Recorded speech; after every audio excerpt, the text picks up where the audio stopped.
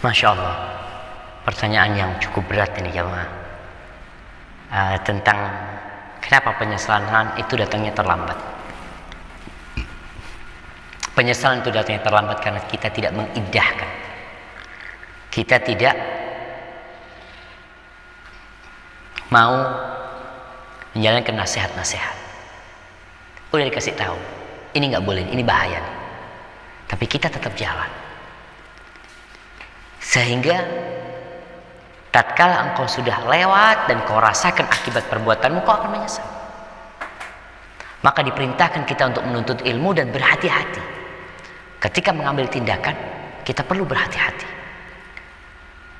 Rasul sallallahu alaihi wasallam, apa kata Allah? Allah mengatakan kepada nabinya alaihi salatu wassalam, "Fabima rahmatin minallahi linta lahum, walau kunta faddan ghalidhal qalbi lan faddu min hawlik fa'fu anhum wastaghfir lahum washawirhum fil amr." Di sini diperintahkan untuk musyawarah. Nabi diperintahkan bermusyawarah. Artinya beliau perlu meminta pendapat sebagai adab Nabi kepada para sahabatnya. Dan ini perintah Allah kepada nabinya. Fa idza azamta fatawakkal Allah. Kalau kau sudah berazam setelah musyawarah, ya, setelah kau pelajari, setelah didengarkan masukan-masukan, kau bertekad untuk mengamal, udah tawakal sama Allah. Orang yang kayak gini, insya Allah tidak akan menyesal. Sampai ada yang mengatakan man khaba man istasyara wa man nadima man istakhara. Tidak akan merugi orang yang bermusyawarah dan tidak akan menyesal orang yang beristikharah. Jadi supaya kau tidak menyesal di akhir waktu, maka kau perlu berpikir, mengambil tindakan, kemudian beristikharah, bermusyawarah. Kalau sudah terjadi, ya sudah, katakan qadarullah wa masya'a fa'al. Ya udah, takdir Allah, Allah melakukan apa yang Dia kehendaki. Hadza wallahu a'lam bissawab. Iya, ini pertanyaan tentang futur. Futur itu artinya ya seperti orang yang badannya kuat, kemudian tahu-tahu jadi lemas, ya. Ini kaitannya dengan ibadah kita. Bagaimana kita ngobatin kefuturan itu sendiri? Kemalasan beribadah yang kemarinnya padahal kita bersemangat. Allahu Akbar. Banyak cara untuk menjaga diri kita tetap istiqamah. Salah satunya memang hijrah. Cari lingkungan. Tadi kan disebutkan dia bahwasanya dia futur nih gara-gara pindahkan tugas, di tempat itu dia kehilangan teman-teman yang baik, di tempat itu dia kehilangan umpamanya majelis-majelis ta'lim, apalagi ada tugas-tugas tambahan yang menyebabkan dia jadi tersibukkan dengan semua itu. Maka memang salah satu caranya hijrah, mencari tempat lain. Nggak bisa Ustaz, ana udah tekan kontrak, harus mau ditempatkan. Ya udah, itu resiko. Tapi tetap kau bisa menjaga diri. Yang kedua, zikrullah.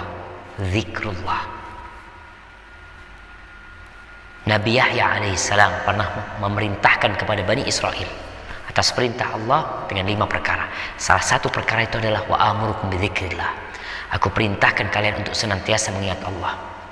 Sesungguhnya permisalan orang yang berzikir kepada Allah itu seperti seorang yang dikejar oleh musuh.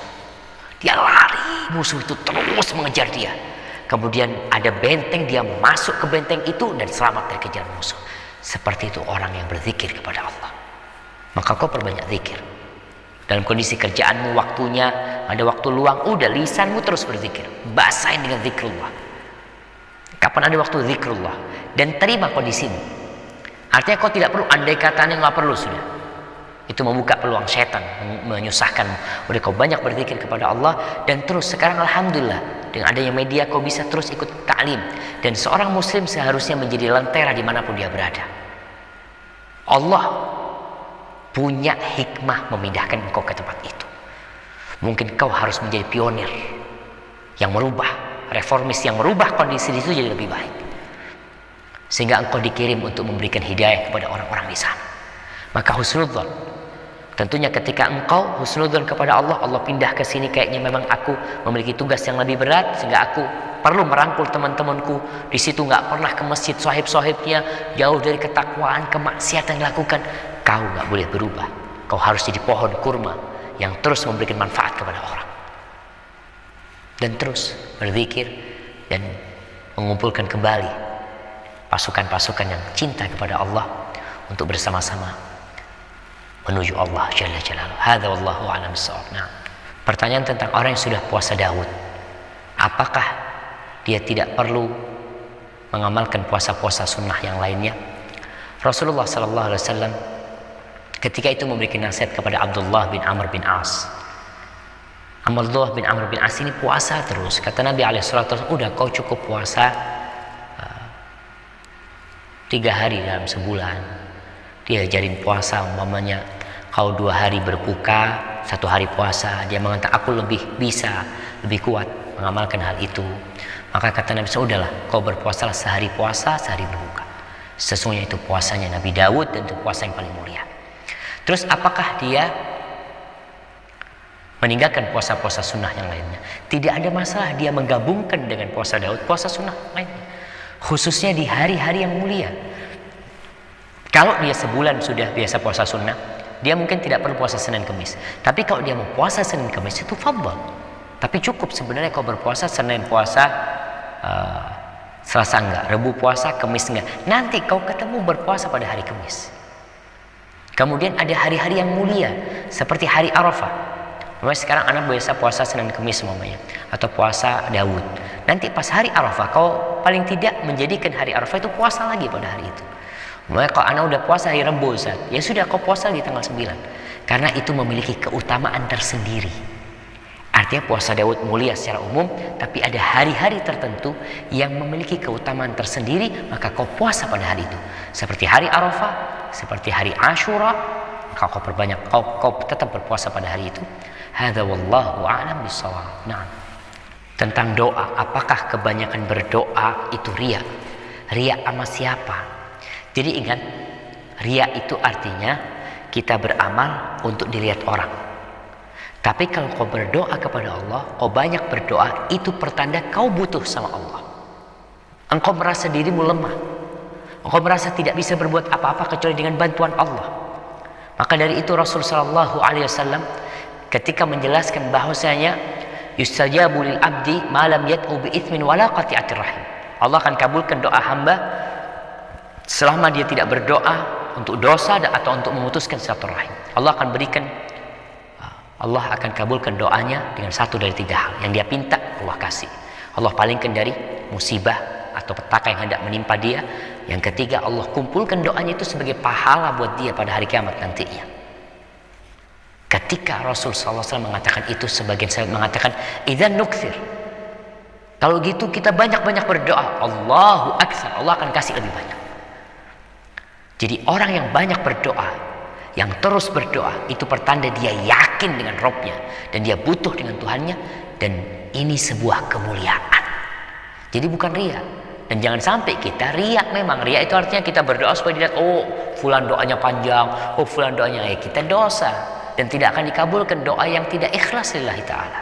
Hadza wallahu a'lam bissawab. Berkaitan dengan orang tua yang suka menyimpan file-file tas-tas zaman dulu ya, yang cuma disimpan aja. Ya, anaknya sudah memberikan nasihat supaya diberikan kepada orang ya. Memang itulah jamaah. Hidup ini ujian dari Allah Jalla Jalaluhu. Kita kadangkala suka dengan sesuatu yang nanti berbahaya buat kita. Yang kalau kau berikan kepada orang, itu akan bermanfaat buat dirimu. Tapi sikap seorang anak terhadap orang tua yang suka menyimpan barang-barang seperti itu, ya kau husnudzon, mungkin ayah punya kenangan dengan itu, ya udahlah ayah. Tapi kalau memang ada yang ayah sudah tidak butuhkan, ayah kasihkan ke anak ayah, biar anak manfaatkan atau berikan kepada orang. Dan dengan cara yang santun kita memberikan nasihat kepada orang tua. Karena ada orang-orang yang suka menyimpan sesuatu yang kadangkala ya hanya ditumpuk di gudang. Ditumpuk di gudang kadangkala. Dan tahu dia tidak akan butuh dengan hal itu. Dan alhamdulillah kita tahu dengan di Jakarta, di kampung itu ada tukang rosok ya, yang keliling ya, yang kalau ada botol, ada apa yang sudah tidak digunakan, ya udah kasihkan ke dia. Kau kepingin duitnya, kau jual, nggak ada masalah sama mereka. Dan itu lebih bermanfaat buat engkau daripada menumpuk di barang. Tapi seorang anak ingat, ketika dia sudah memberikan nasihat kepada orang tuanya, kau perlu doakan orang tua. Kau perlu doakan orang tua dengan doa yang ikhlas, mudah-mudahan dibukakan pintu hatinya dan bersabar anak menghadapi orang tuanya. Dan bagi orang tua, sabar juga menghadapi anaknya.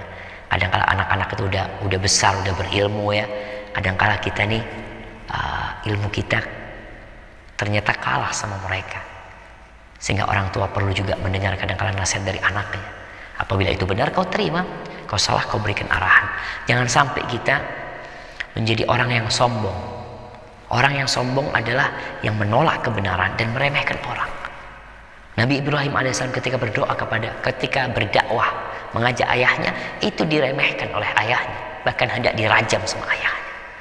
Tapi Nabi Ibrahim terus bersabar dan berharap Allah memberikan hidayah kepada orang tua. Hadza wallahu a'lam bissawab. Zikir buat orang yang datang bulan. Apakah ada zikir khusus buat orang yang datang bulan? Ya, dia berzikir, nggak ada zikir khusus. Dia berzikir dengan zikir yang biasa dia baca. Fadhkurullaha dzikran katsira.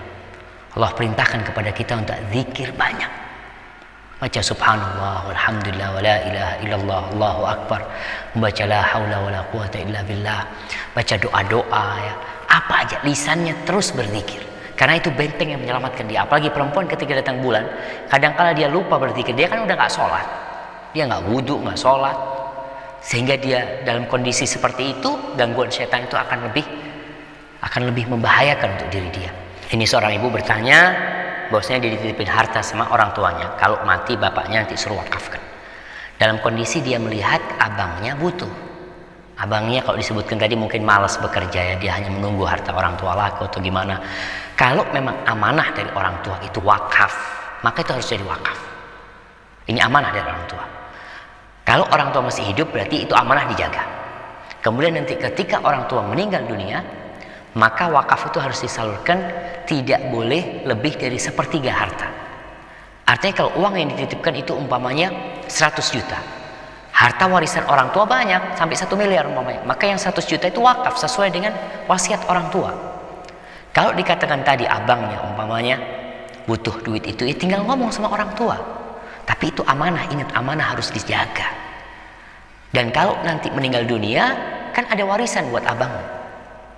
Apalagi dikatakan kebutuhan abangnya ini untuk anaknya kuliah, artinya bukan kebutuhan yang kalau dia tidak melakukan itu dia meninggal dunia, bukan darurat sebenarnya, tapi kebutuhan yang biasa untuk anak-anak kuliah. Maka menurut anak, selama orang tua masih hidup, dijaga amanah itu. Kalau kau berniat untuk membantu kakakmu, bantulah dari uang, itu termasuk silaturahim. Atau kalau kau ingin uang itu digunakan oleh kakakmu, kau datang ke ayah, kau berkomunikasi dengan ayah. Ya kesian kakak ini macam-macam umpamanya. Kalau ayah merelakan tuh jadi ayah yang membantu, tapi tetap engkau pemegang amanah uang yang dititipkan itu harus kau laksanakan. Dan pembagian warisan itu tidak boleh dilaksanakan sampai utang dilunasin dan wasiat ditunaikan. Setelah itu baru dibagikan warisan. Cuma memang wasiat tidak boleh untuk ahli waris, dan wasiat tidak boleh lebih dari 1/3. Tapi berkaitan dengan orang yang meninggalkan sholat, apakah dia bisa mengqadha sholatnya? Di sini ada 2 pendapat ulama memang tentang orang yang meninggalkan sholat dengan sengaja. Umpamanya dia nggak sholat subuh tadi dengan sengaja, bisakah dia mengqadha sholatnya? Ada yang mengatakan iya, tetap dia wajib mengqadha sholatnya. Tapi jelas sholat itu tidak diterima karena udah keluar waktunya. Fawailul lil musallin, celaka dia. Jadi bagi orang-orang yang meninggalkan sholat, pendapat yang kedua adalah yang mengatakan bahwasanya yang bisa diqadha itu adalah sholat yang ditinggalkan karena 2 sebab. Karena lupa atau karena ketiduran. Ingat, karena lupa atau karena ketiduran. Karena orang yang meninggalkan sholat dengan sengaja, maka dia tidak akan diterima. Ada yang berpendapat dia akan utang tetap, maka dia harus bayar utang itu. Ketika ada peluang buat dia untuk bayar utang, dia akan meremehkan, udah aku nggak sholat, nanti aku bayar. Kok dosa aja.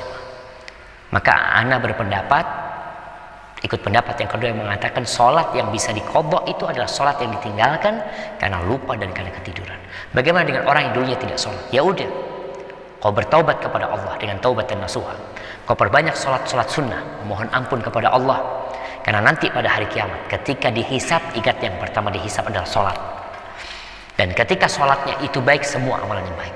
Ketika sholatnya kurang, apa yang akan terjadi? Akan ditanyakan kepada malaikat-malaikat penghitung itu nantinya, halahu min nafilah, apakah orang ini punya sholat-sholat sunnah? Dikatakan iya ada. Fa'atimu min nawafilihi, maka sempurnakan dengan sholat-sholat sunnah. Maka kau perbanyak sholat sunnah, sholat malam, sholat duha, sholat sunnah. Kau perbanyak jaga tuh sholat. Semoga itu yang akan menutupin kekuranganmu dalam sholat yang fardu yang kau tinggalkan. Dan ingat, jangan meremehkan sholat. Inna sholata kanat 'alal mu'minina kitaban mauquta. Sholat itu kewajiban yang sudah ditentukan waktunya. Waktunya sudah ditentukan. Kalau kau lewat waktu itu, maka Allah tidak akan terima sholatmu. Karena kau termasuk orang-orang sahun yang meremehkan dan melupakan sholatnya itu. Hadza wallahu a'lam bissawab. Nah.